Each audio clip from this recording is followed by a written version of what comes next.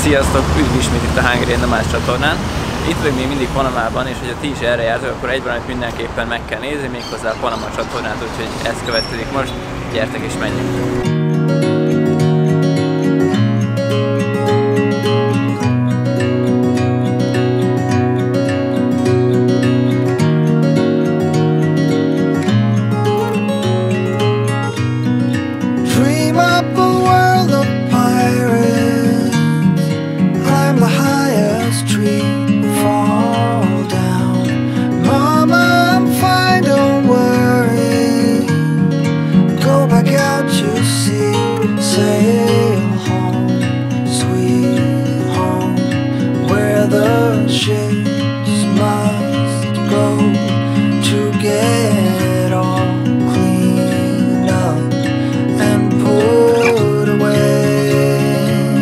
Meg is érkeztünk ide a Panama csatorna mellé, a Miraflores-i zsilipekhez. Maga a csatornának a szükséglete már az 1500-as években felmerült, amikor aranyszállítmányokat megpróbálták gyorsabban eljutatni Európában, viszont az akkori technikai adottságok ezt még nem tették lehetővé. Aztán 1850-ben, amikor megépítették a két óceán közti vasútvonalat, és nagyon hamar a világ legkihasználtabb vasútvonalává vált ez a szakasz, akkor jöttek rá, hogy valamilyen megoldást kell találni a hajók számára is, hogy könnyebben át tudjanak kelni a két óceán között. 1876-ban, amikor a Suezi csatornát a franciák sikeresen megépítették, annyira felhúzódtak ezen a sikeren, hogy megalapították az óceánközi csatornatársaságot, aminek a nem titkos célja az volt, hogy ezt a földrészt itt ketté szeljék és összekössék a két óceánt a hajók számára.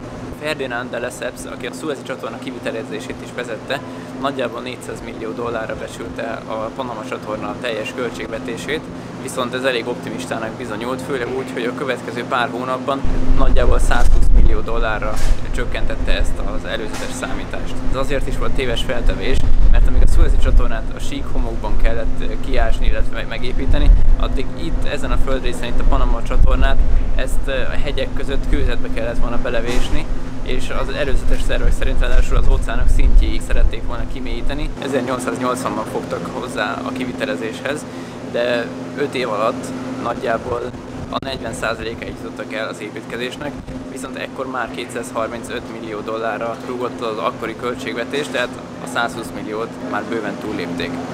Ekkor azonban a franciák által létrehozott társaság csődöt mondott, így a csatorna építkezése félbeszakadt. A befektetői nyomásra azonban ezt pár év után átgondolták és megalapították az új Panama csatorna társaságot, amelynek a célja az volt, hogy befejezzék a csatornát. 1894-ben újraindították a munkálatokat, ám ezután nem sokkal az USA jelezte, hogy ők Nicaragua területén fognak egy hasonló csatornát létrehozni, ami a francia befektetőknek a halálos ítéletét jelentette volna, ezért nem voltak más választások, mint hogy Amerikának eladják az építkezést is, illetve a csatorna befejezésének a jogát. 1904-ben kezdte el Amerika folytatni a munkálatokat, amit 1914-re sikerült is véghez vinni.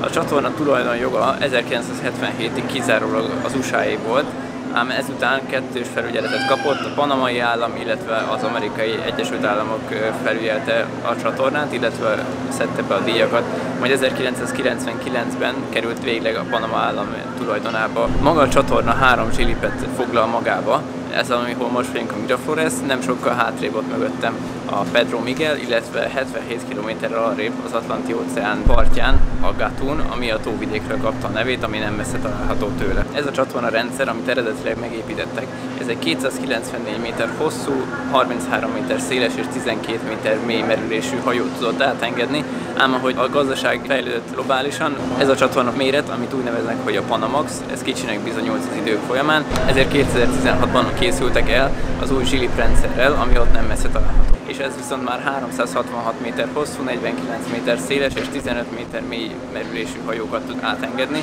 Az új zsiliprendszer méreteit nevezzük Post-Panamaxnak, és amíg a régi csatornarendszer nagyjából 4500 konténeres hajókat tudott átengedni, az új zsiliprendszert igénybe vehető hajók már nagyjából 12 000 konténert tudnak elszállítani. Napjainkban a hajók nagyjából 10-12 órára tudnak átjutni az egyik óceánból a másikba, illetve a hajó méretétől függően nagyjából 800 és 1300 dollárba kerül az átkelés.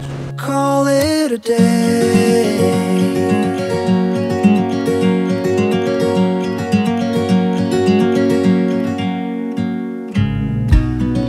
Fight off 1,000 monsters.